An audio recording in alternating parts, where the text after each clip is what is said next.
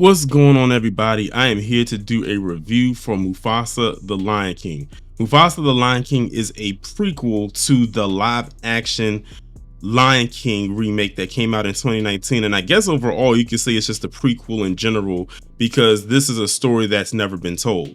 And of course, this is the origin story of Mufasa. And like I said, we never had a backstory on his character because when we get introduced him into the Lion King, Simba is being born. Mufasa's already been king and in that position for quite some time now, but we never knew his story of how he got there. Of course, we know how his life ended. It ended in tragedy and in betrayal, and you get a glimpse of that a little bit in this movie. So basically, how the movie starts off, it starts off with Simba. You know, this is after the events of Scar and all of that like that. They already have a daughter named Kiara. If you've seen The Lion King 2, you already are aware that they had a daughter. And him and Nala are basically, just continuing to run the Pride Rock as it always has been. But then something, happens and Nala goes away. And I immediately kind of figured out what was going on when I was looking how the opening was going, and I said I think I know what's about to happen, but I'm just going to leave it right exactly where it is. And then you don't see Simba anymore, and pretty much after that you see Kiara, Rafiki, Timon, and Pumbaa, and from there the story of Mufasa is getting told. So it's almost like a thing of they're going back in time to tell the story, and then they're coming to the present. And then going back in time to tell more of the story, and then coming briefly to the present, I guess you can say, like, to fill in some spots there to let you know, hey, there are other characters that's still present in this movie that are after the fact. But, Mufasa, he comes from a family. He already has a family, a mother and a father, and then an event happens in which he ends up getting separated from his parents pretty much for the most of his life, and he's trying to find his way back.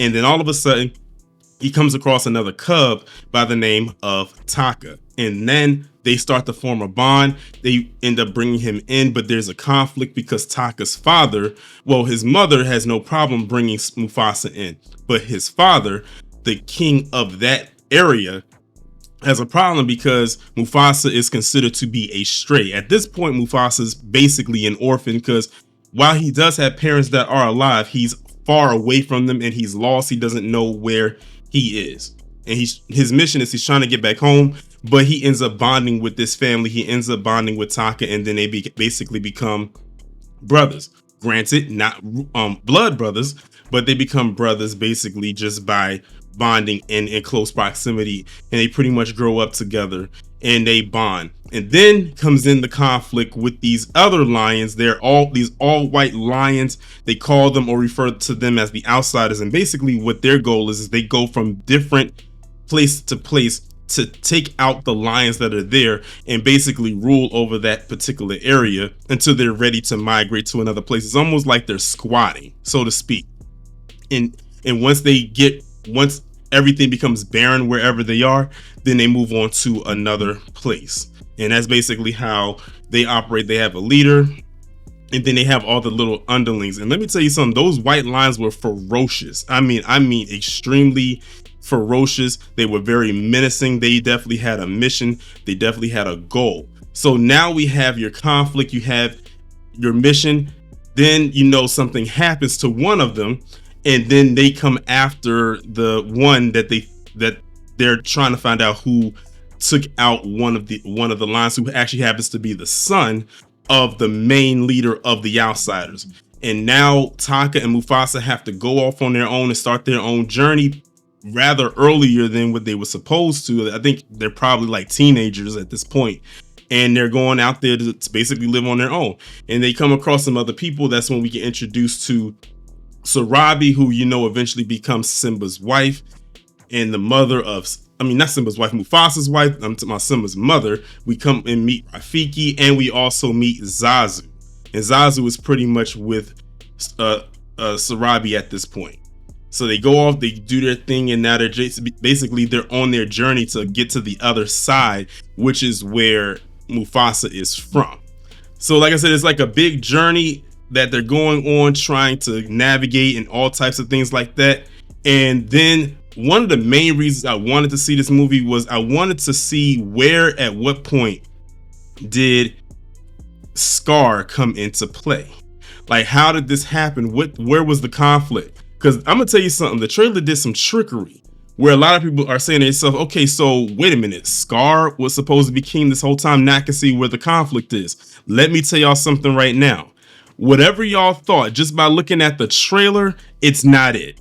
It is far from it. I promise you that. If you watch the movie, you're gonna think, you look at the trailer, you're thinking one thing, but if you watch the movie, it's like, oh, they went in a whole different direction with it. And it was actually pretty smooth how they actually did it. And that's actually just to pinpoint good storytelling.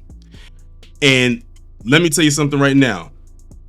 This was the beginning of my loathing the Scar character. If y'all already didn't like him in The Lion King, his origin leading up to a certain point, you're not going to like him for something that he does.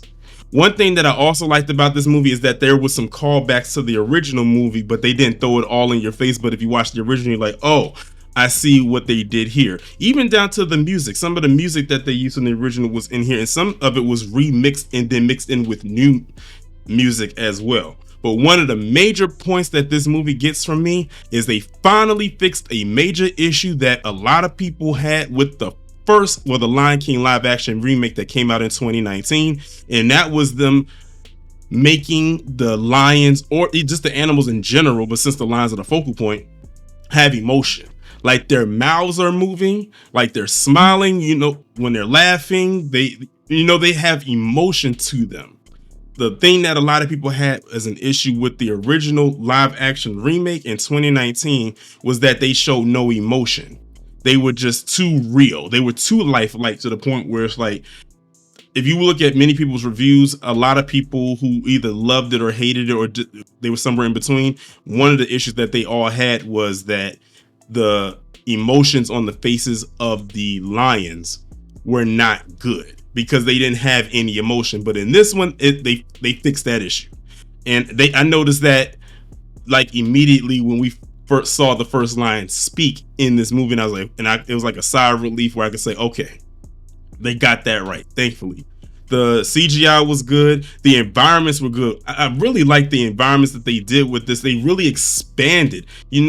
Everywhere they went, it's almost like they went to a whole new place that was, you wouldn't believe that they were in this African landmass by the different locations that they went. I mean, they was in the mountains, they was on flat lands, they was like in barren lands, they were everywhere, but you would never know about how everything was. But the environment was very, very, very well done. I could see where a lot of the budget probably went to was creating those environments. But all in all, I really did enjoy the movie. I would put Sonic 3 just above it though. But all in all, it was a good film, a good prequel story. All the voice acting was pretty good. Aaron Pierre, he did the voice of Mufasa. That man's out here getting so many bags, I can't even keep up. But that's just crazy how everything goes. Barry Jenkins, he was the director of this. Good to see that he's doing even bigger and better things with his career. So I don't know where else they can possibly go with this story. I think if they do another live action Lion King-esque type movie, just do a live action Lion King 2. I think that's the best way to do it, because that's really the transitioning point after, especially with how this movie ended. But y'all let me know what y'all think about this down in the comments, and I will talk to you in the next one.